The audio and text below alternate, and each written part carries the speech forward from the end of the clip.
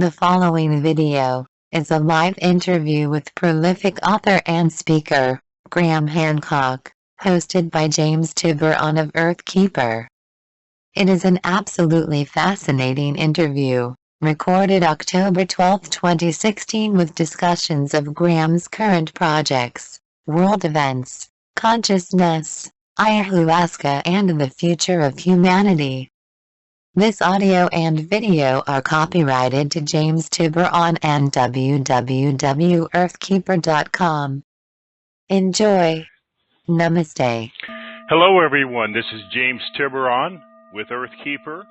We have today as our very special guest, Graham Hancock.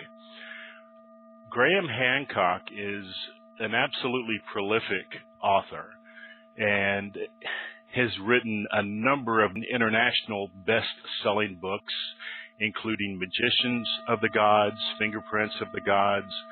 His books are in over 20 languages and have sold over 20 million copies worldwide. Graham Hancock has appeared on BBC, CBS, ABC, the Discovery Channel, National Geographic, the History Channel, and on and on. Graham Hancock is an absolutely brilliant speaker. His presentations are eloquent, articulate, and absolutely mesmerizing. He has spoken at 5 previous Earthkeeper gatherings and received multiple standing ovations. He is as humble and kind as he is brilliant. He will be our featured keynote speaker in Colorado at the Earthkeeper Stargate Gathering, November 18th through 21st. Graham, welcome to the interview. Thank you for doing this. Thank you, James. It's good to be with you. I know that you're in Malaysia just now and that very soon you will be flying to Bali for a conference there. And I understand you've recently completed the 3rd volume, War Gods. I'm best known as a non-fiction author, big factual books about profound historical mysteries. But I've also been spreading my wings as a writer in the last 10 years, and I've been writing some novels. And I've written now a series of 3 novels about the Spanish conquest of Mexico. And the title of that series is War God. And the latest book, which I finished just a week or so ago, the subtitle will be War God, Night of Sorrows. It's the Spanish conquest of Mexico was an event that shaped the modern world. When Cortez landed on the coast of Mexico and was confronted by Moctezuma, the Aztec ruler, those 2 men had on their shoulders the destiny of the world.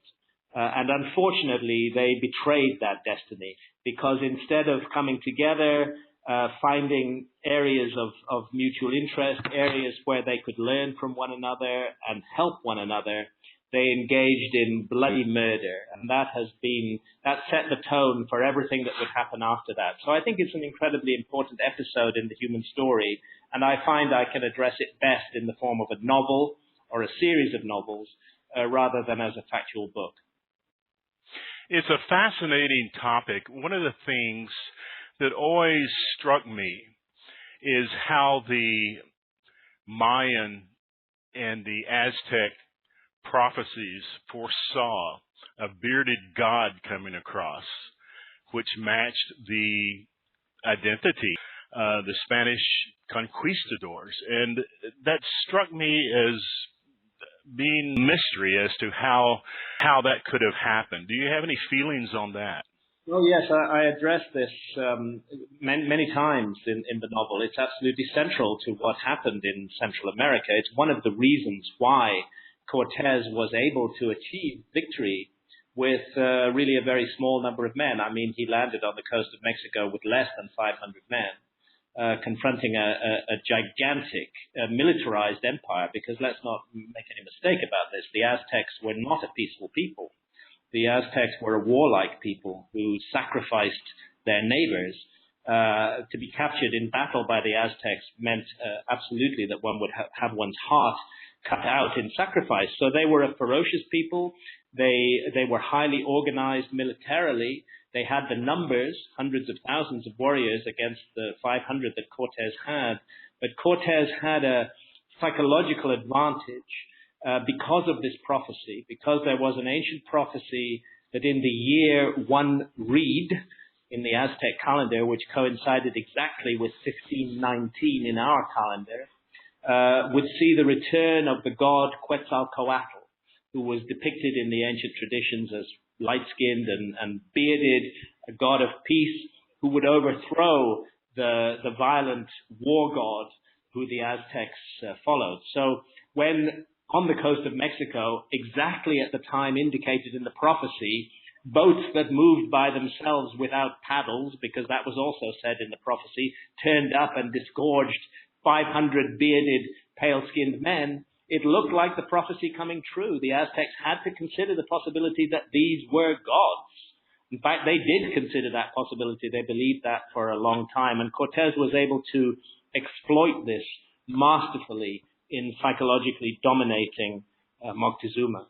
But it's most unfortunate that this was the case, because I believe it would have served the world much better if Cortez had been defeated at the coast, and if those warlike invading Spaniards had been taught that they could not mess easily with the people of the New World.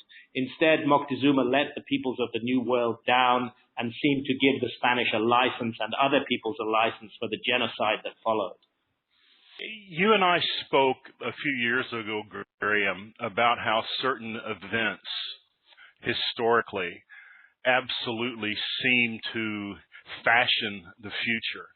One of those events that we spoke about was the defeat of the Spanish Armada, in the sense that all the odds were against Britain, against Queen Elizabeth in that scenario. But it was this massive armada of the Spanish that contained within the bellies of the ships the Spanish Inquisition. And that would seem to me to be the same sort of energy of Cortez, of the people that were coming across there to conquer and dominate and force a patriarchal political religion on the people that were there. Oh yes, very much the same sort of energy, but make no mistake, the British were just as bad. And I wonder sometimes what would have happened if that armada had gone the other way. Would the rest of North America have been conquered by the Spanish and been a series of small countries like is the situation in South America today? Yeah, it would have been a very different world. That's for sure. The Spanish in the 16th century were really a very powerful militaristic force.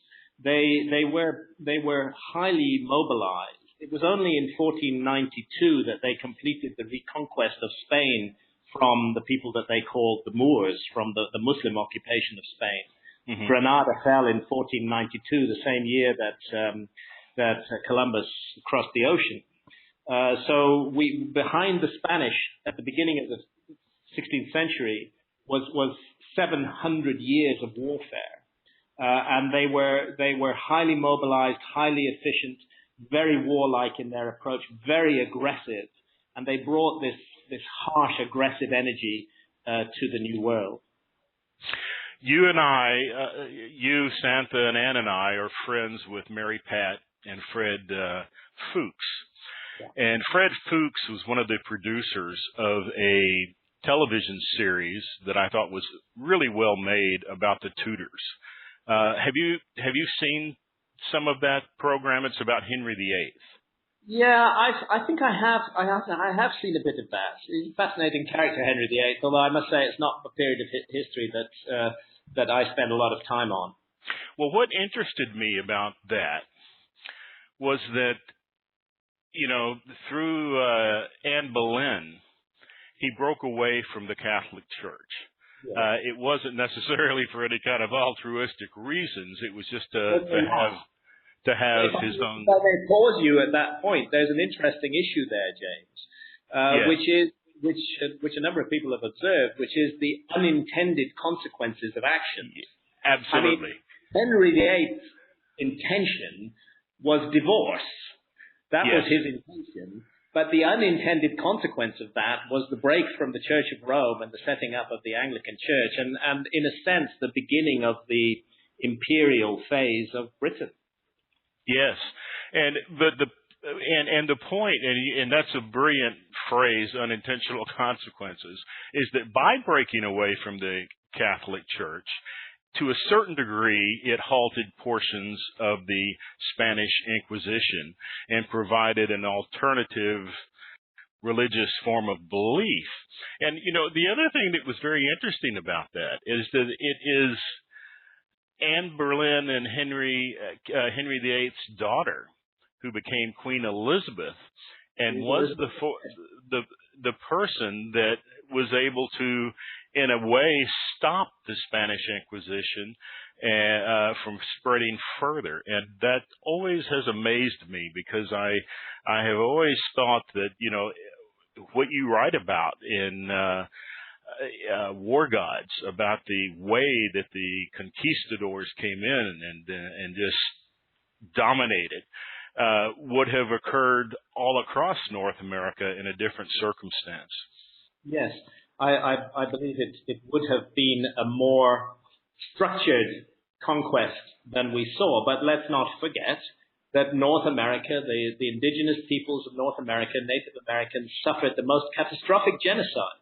Absolutely. At the hands of other Europeans, including the Spanish. The Spanish were part of it, but so were the British, so were the Dutch.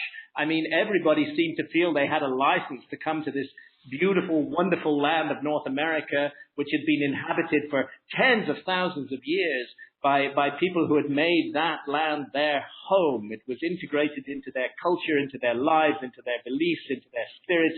And these Europeans, of whatever stripe, whether they were Dutch or English or Spaniards, they came across the sea just determined to take everything they could take and to destroy everything that was there before. And so I don't think there's much difference actually between the Spanish and the British in these matters. The Spanish were just at it a little bit earlier, that's all. That's a good point. Graham, I was telling you before we began the interview that we recently did a pilgrimage. We had 103 people, and we went to Western Canada. And it's an incredibly beautiful area. And on our opening day, which happened to be on a solar eclipse, we arranged to go to the Buffalo Tribal Nation Center. Right. And we met with the Nakota First Nation elders. One of them was a remarkable man by the name of Grandfather Two Young Men. And we went and did a sweat lodge with our entire group on the Nakota Reservation, which is a very sacred purification ritual. And afterward, we went to a lake called Lake Minnewaca. And Minnewaca in the Nakota language means water of God or waters of Creator. And Grandfather Two Young Men told our group that the name Lake Minnewaca was only given back to the name a few decades ago. And that originally it had been named by the British as Devil's Lake. And he said, in the Nakota language, we don't even have a word for devil because we don't think that there is a deity that is evil. Just people can be evil. And I thought that was really profound. Very wise. Yes, absolutely. And, the focus of the movie Close Encounters of the Third Kind was about Devil's Rock in Wyoming, which is a very unusual geological structure. But the Native American, the Lakota name, is Spirit Rock, but it was changed by the Caucasian pioneers or invaders to Devil's Rock. So that's interesting in those different different ways of viewing cosmology and nature. And one of the things that once you name something, the name starts to attach to it, and the meaning of the name, has vibrations that spread out. You begin to impose your name upon a place. Absolutely. And, these books that you're writing about the Spanish invasion of Mexico, I wonder what we can learn from that. I mean, it seems to me that here was a society, particularly among the Native Americans, the Hopi, the Navajo, who were very peaceful people, who had a greater awareness of nature through their campestral ways and working with nature. And we seem to have lost that. And I wonder what we can learn from that. Well, I think the first thing we can learn from the mistakes of the past is that encounters between peoples of different cultures should be approached with a view to learning from one another. What can we learn? What is the best that we can learn from these other people that we are encountering? Because in the modern world, of course, we are encountering strangers and other cultures all the time through the internet, and there's a great deal of tension and stress, and people are falling back onto nationalistic positions, and there's a very strong trend of racism spreading throughout the world at the moment, which again is just very narrow tribalism, falling back on one's tribal roots and feeling that they are the most important thing in the world. And anything that causes us to look inward to our own culture and to be unwilling to look outward to other cultures and learn from those cultures, to engage in nurturing and positive relationships with those cultures, is going to have an unhappy consequence. And that's the case of the Spanish conquest of Mexico. The Spanish did not go there to learn from the Native American peoples. They went there to destroy them and take everything they had.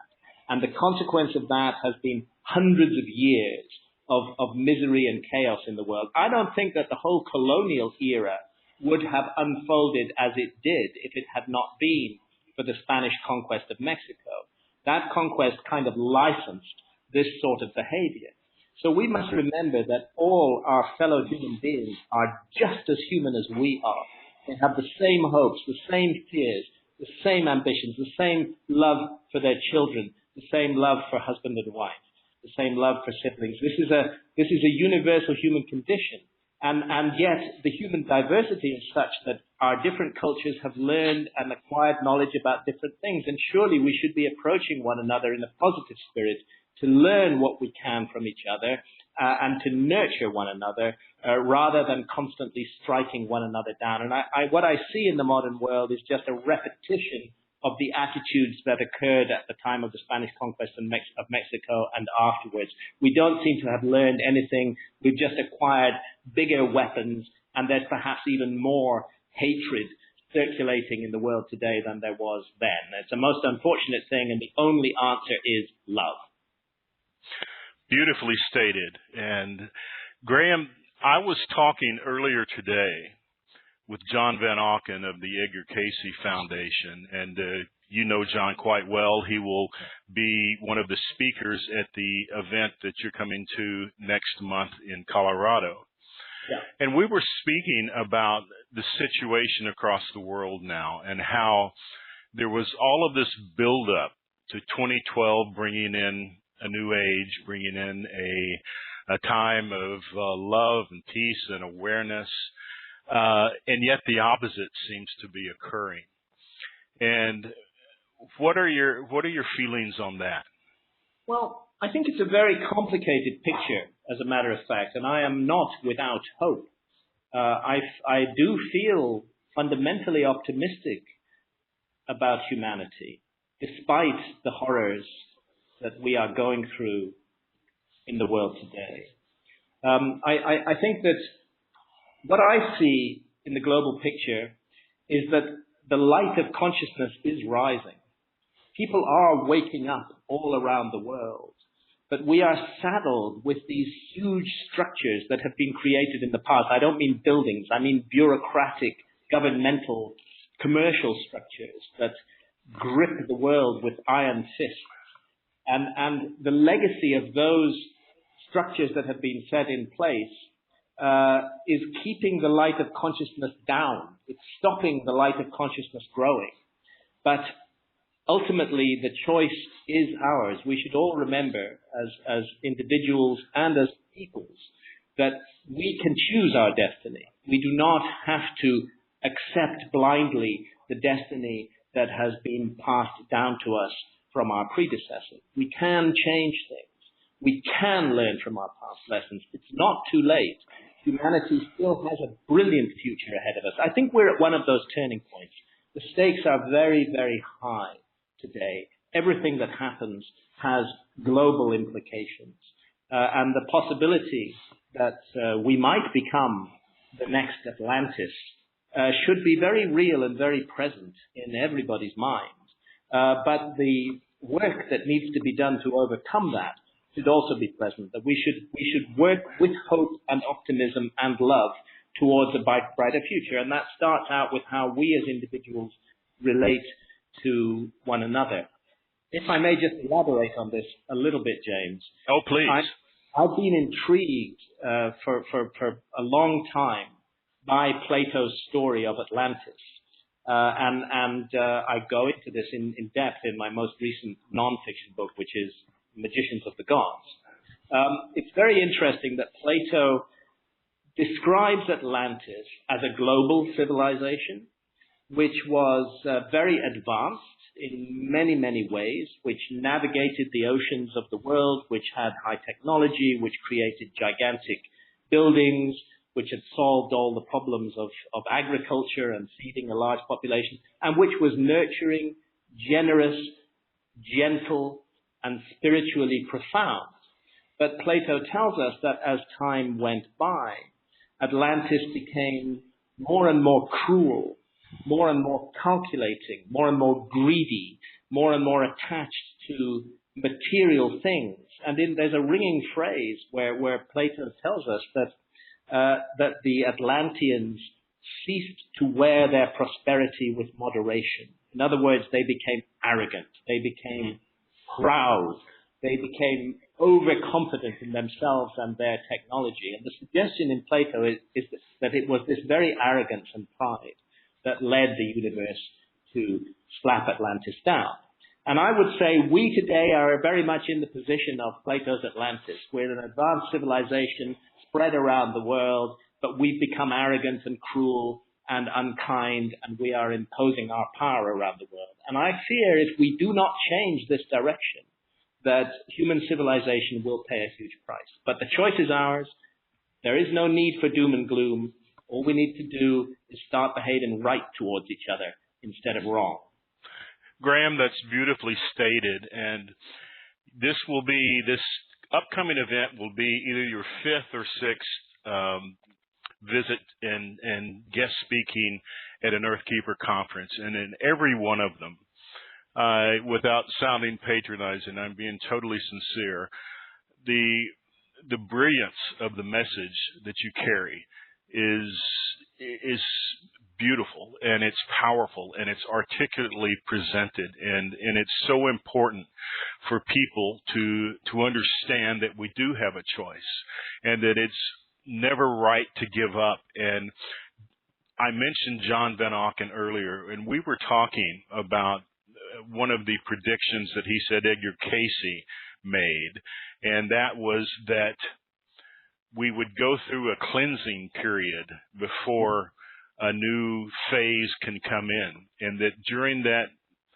phase, and I do dabble a bit with astrology, and I call what we're in now a period of crucible astrology, a crucible time in which all unresolved energies seem to be coming to the surface. He talked about Edgar Casey saying that one of the necessary resolutions for a golden age to come in would be the harmony to be established between the families of Abraham, meaning the nations of Islam, Judaism, and Christianity.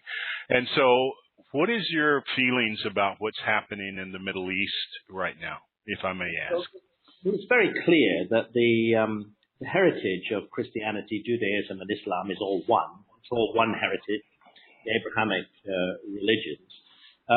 Each of these religions preaches peace and love, but they talk that talk. But the walk they walk is very different and has been now for centuries. I think that if any of these three religions were ever instruments of liberation, that time has passed. I think that these three religions are instruments for the chaining down of the human soul. We need to move on in a new direction in spirituality now. We can't solve the problems that have been created by those very religions with those religions themselves. If you look at the conflict in the world today, particularly the conflict focused around the Middle East, and you go right back to its origins, you will find that it is rooted in differences of opinion amongst these three religions. And of course, let us go back to the Crusades, when the European powers felt that they had a right to send huge armies into the Middle East to fight a holy war, the war of Christianity. So this notion of war, of holy war, is not only an Islamic idea. It also has in the past been a Christian idea, and Yes. to the extent that Judaism claims a divine right to a particular piece of land rather than a human-earned right, a right based on love and nurture and caring for fellow human beings. I think that problem is just going to continue. We need to find a way forward, and while we stay locked in the mental habits of these old systems of ideas, we will just continue to repeat the mistakes that we've been making for hundreds and hundreds and hundreds of years. Very few of the religions that are on the planet today really have the answers. There is too much my way or no way. And I think it was Socrates that said, my religion is kindness. And even the Dalai Lama said that recently that he thinks the time for organized religion has passed, and that the kind heart is the true religion, that we don't need churches, we just need love. That's beautifully put, James. I completely agree with what the Dalai Lama is saying there. This is part of a broader pattern. We need to become our own leaders. We have been behaving like sheep for far too long, devolving responsibility on other people. This is what government is about, actually. It's about taking away responsibility from the individual. Yes. We need to move on. We should stop looking for gurus and leaders to tell us what to do and what to think and how to behave. If we're going to become a fully mature species living in the universe, then we must function as sovereign individuals, caring for one another. And we must be our own leaders. We must not be told what to think. We must learn, experience, inquire, and find out what to think for ourselves. I've often told people, Graham, that the United States is a corporation based on profit, and the people have lost their sovereignty, have become intoxicated by quantity, and entrapped by debt. And the idea that we need to rediscover our sovereignty is so important. This year's presidential election in the United States, which I'm sure is a controversial topic for our listeners, had the promise of perhaps in the initial stages breaking away of some of this old guard. I at the risk of offending people, I think that the whole system that we have here is a corrupt system where it's a dreadful corporations, corporations buy influence, and it's just wrong. Please go ahead. And not only corporations buying influence, but the full manipulation of public opinion in our so-called democracies. Democracy is absolutely meaningless if you don't have transparency. If the public are not informed, if massive secrets are kept from the public, if wheeling and dealing and machinations are taking place behind the scenes that the public know nothing about, and if powerful messages are being put out on the media to shape the public's mind, then this is not democracy. This is mind control that we operate in the world today. It's a really terrible situation. So I won't say a lot about the American election, but I am just disappointed that two such ghastly candidates are standing on the world stage. Personally speaking, whether it's Donald Trump or Hillary Clinton, we're dealing with people who really should not be leading countries. And they fall back into that old leader paradigm where they're going to tell us what to think and what to do. I'm not impressed by either of these candidates. I think it's most unfortunate the way that this has developed. Two reptiles are competing for the presidency of the United States. Perhaps the silver lining of that cloud, of that dark cloud, is that this is being revealed. The corruption is being revealed. In a certain way, Trump is destroying an old guard, not in an altruistic way. But you talked earlier about we spoke about unintended consequences, like Henry VIII breaking away from the Catholic Church. I wonder if on a higher level, this particular election is revealing the corporate structure, the money, the falsity behind the system. Yes, I think it is, absolutely. I think it's woken a lot of people up to the skull behind the smile. It's an interesting, you almost have to take a step back as an American. I was born, of course, in the United States, but I lived 33 years outside the United States. My wife is Scottish, and so I was able to look at my country, and I love the United States. I love the people of the United States, but we need to get a better system. We need to offer equality to people. We need to make incredible changes, and I think we're probably one or two generations away from this. But I wonder if what is occurring now is going to lead to that. I hope so. I hope so too, and I need also to add that this isn't only about America. I mean, the British political class are equally repulsive. The French political class are equally repulsive.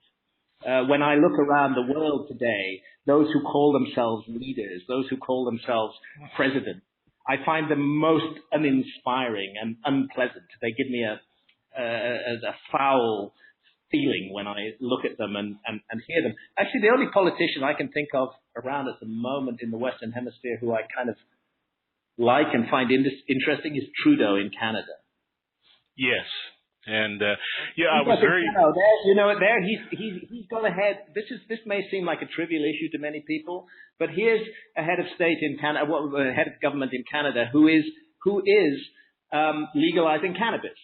Now that's not about getting high. That's not about frivolous activities. That's about the right of adults to make sovereign decisions about their own bodies and their own consciousness.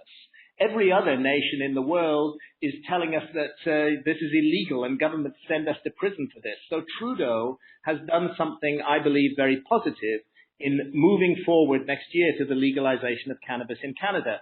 This is saying that adult sovereignty over consciousness is recognized and honored in Canada in a way that it is not in other countries. And as you're aware, we're having our upcoming conference in Denver, Colorado. And Colorado is one of, I believe it's 3 states that have now given adults the ability to choose. Colorado, please go ahead. If I may, I regard what has happened in Colorado, Alaska, Oregon, and Washington State, and hopefully in many other states in the future, as a matter of great importance, because here the American people have spoken. They have voted with their feet. Their federal government has said, you may not smoke marijuana. You may not experience this healing herb. You may not make sovereign decisions over your own body and your own health and your own consciousness. But the people of Colorado and Oregon and Washington and Alaska have put one finger up to the federal government and said, go away. These are our bodies. This is our consciousness, and we are going to decide what to do with it. That's a fantastic example to set to the rest of the world, a brilliant example. So although America has been as a state, has been the dark force behind this terrible thing called the war on drugs, which has caused so much pain and misery around the world. The American people, state by state, are reversing that process and are signaling the very important issue that adults must have the right to take sovereign decisions over their own consciousness, and that big government and big pharma have no business there. Well done, Colorado. Absolutely. I didn't realize Alaska had legalized it. Yes, it has. Oh, well, that's We interesting have, to know. 23 states or more now where we have medical marijuana available. I think we're on a roll here. This is going to change the world in lots and lots of ways, and it's not about getting high. I need to repeat that. It's about the right of adults to make sovereign decisions over their own bodies and their own consciousness. And if we enshrine that right at the center of what we want to do in the future, so long as we do no harm to others, the right to sovereignty over consciousness is limited. If our quests to seek sovereignty over our consciousness and our body causes us to do harm to others, we must not do that. But so long as we do no harm to others, I think this is a fundamental principle for the future: adult sovereignty over consciousness, health, and body. Well said. And Graham, just in our closing segment here for about the next 10 minutes or so, we spoke earlier about the indigenous, about their wisdom, about how it was destroyed. And you and I have both had the experience of ayahuasca in South America. I've experienced it in Bolivia and in Peru, and it was absolutely not recreational, absolutely the hardest thing that I have ever done, and perhaps the most beneficial in the sense that it showed me the errors of my ways. It showed me parts of my life that were wrong, and it's not easy.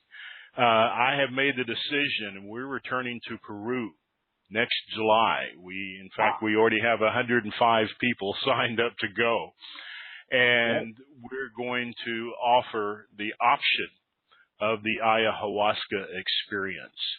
And would you you're so articulate on this, would you share a little bit about the ayahuasca experience that you've had? Yes. I first came to ayahuasca, which is an Amazonian visionary brew, in 2003 when I was researching a book. The book is called Supernatural: Meetings with the Ancient Teachers of Mankind. It became clear to me that encounters with visionary plants and fungi had played a key role in the human story, and I needed to have that experience. I hadn't really dabbled in psychedelics before 2003, except for one brief experience with LSD in the 1970s. But I needed to have that experience, and that's why I went down to the Amazon and had my first sessions with ayahuasca in 2004. I had my first 11 sessions in the Amazon jungle. At that point, it was a research project for me. I was going to write about this, so I needed to have the experience. But the experience itself was so life-changing, so profound, so challenging, that I realized that it was much more important to me than my research, that I had enrolled myself in a school where I could learn important things. And as you rightly say, James, the first and most important things of those things for any individual is to review our own behavior and how we function in the world. And just as you said, same with me, I was shown much that I needed to change in my behavior. And I've been working very hard to make those changes. Nobody should imagine that ayahuasca is a magic bullet, that you drink it and your life is transformed overnight. What it gives you is the realizations of what you need to do. And perhaps a wider appreciation or experience of the complex, multi-layered nature of reality.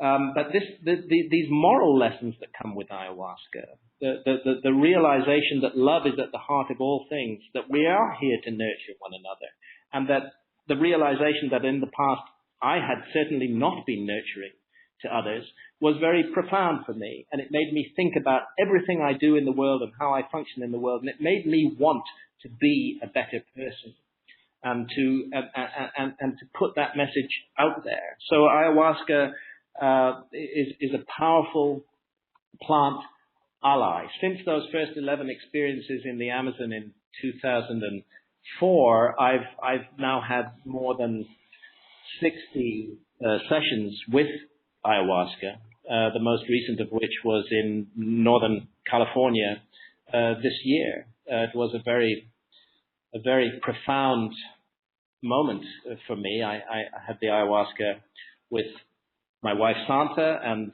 with one of my sons, and it was a very important bonding experience. You really realize the importance of others to yourself in the ayahuasca connection. Graham, I had to really brace myself to take the decision to go back and do it one more time. And to be quite honest, I credit you with a lot of that motivation. I've done ayahuasca perhaps 9 times. Yeah. And I had to really prepare for each one because it's not easy. But every one of them were so beneficial. And I think I have told you before, the first one that I did was prolific, and it was in La Paz, Bolivia, just outside of La Paz, Bolivia, at 17,000 feet, in fact, at a retreat along the mountain.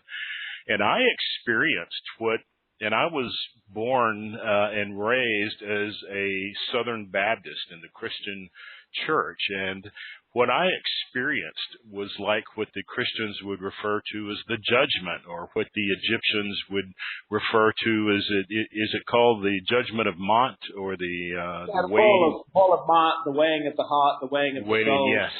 I saw and I went so far, so deep, that I didn't remember that this is James. I'm sitting on a mountain in Bolivia, and I've taken this psychoactive plant.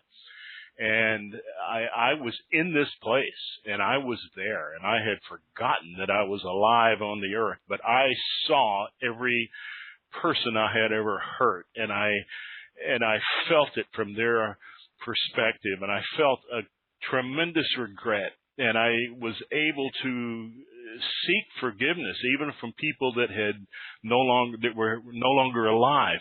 And I went through what seemed to me to be 40 years of my lifetime. And when I came back in, I was so happy to realize I'm still on earth. I still have a chance to make things right. And I spent the next weeks calling up people and asking forgiveness for things that I had done years before. And it was so powerful. And the second experience that I had was a continuation of that, except it was with my father. And my father had been quite abusive to me as a child. And not in a sexual way, but just in an emotional way, because he was a very stern person, and had been a child of the Depression, and there was a lot of release there. He had been dead 25 years when we had this confrontation, but he and I had what was a very real and valid conversation that lasted for days. And so it was incredibly beneficial for me, and really helped me move forward in my life. Yeah. Yes. I mean, that's why it's called ayahuasca. Ayahuasca means the vine of the dead, or the vine of soul. Yeah. In the Quechua language. And it's understood that there is a connection to the afterlife here. In many ways, what we go through in the ayahuasca experience is incredibly complex, and it has many different aspects, some of which are just stunningly beautiful, poignantly, stunningly beautiful. But the sense that we are experiencing the same kind of challenges that we will experience when we pass, where we're called to account for our lives, where we must review every incident of our lives and see whether ultimately in the balance it weighed light or heavy. That experience is offered by ayahuasca, and it's seen as a preparation for the experience that we will undertake after death. Absolutely. And in that sense, I believe it's incredibly valuable. I wouldn't want to force ayahuasca on anybody. Everybody has their own choice in these areas. But one of the things I would say, if we're considering, some people say they don't want to take ayahuasca because it's dangerous, all of that. There are risks with taking ayahuasca. But there are also risks with jumping out of an airplane at 10,000 feet or climbing a mountain. I think that I would say that the ayahuasca experience, properly administered by people who know what they're doing with absolute responsibility and love, is a very important experience. And it's a great pity that more people cannot have it. One of the things that we do and that we will do before we go to Peru is that we have everyone that's going to do it actually take part in a live webinar. Right. And we review the potentials of the experience, but we all meditate together toward contacting the living essence of the plant, asking for highest good and asking for protection. And we all together mentally focus on creating a field, a thought form of protection. There are certain risks, and you never truly know the other people. It's a group activity. And so we do that to provide the high experience and to build a field that moves it in that direction. But it's not for everyone. It is it's something that I think certain people probably aren't ready. But for the people that take the steps of preparations, it is an absolute gift. Yes, it's an absolute gift, and there is a sense in which ayahuasca reaches out to you when you're ready. Yes. Sometimes even before you know you're ready. It's a mysterious process. We're dealing, I think, with a goddess whose antenna on Earth is the ayahuasca plants. Yes. The goddess of our planet, whose essence is who relates to human beings at the level of consciousness. She cannot intervene directly in the physical realm, but she can influence the physical realm by raising human consciousness. And that's what's in process right now. Beautifully said. Graham, thank you for your time. I am one of your greatest admirers, and I'm honored that you and Santha, your lovely wife, are coming to Denver next month. I really look forward to seeing you there. I'd like to just for a moment before we close tell everyone about the event that we have briefly. Our keynote speakers will be Graham Hancock, Dr. Robert Schock, Giorgio Tsoukalos, the host and producer of Ancient Aliens, John Van Auken, director of the Edgar Cayce Foundation, Scott Walter, who is the host of America Unearthed. He is a master geologist. William Henry, who is often on the Ancient Alien series and the History Channel. We also have James Van Auken, the son of John Van Auken, and he is the vice president of Atlantic University in Virginia Beach.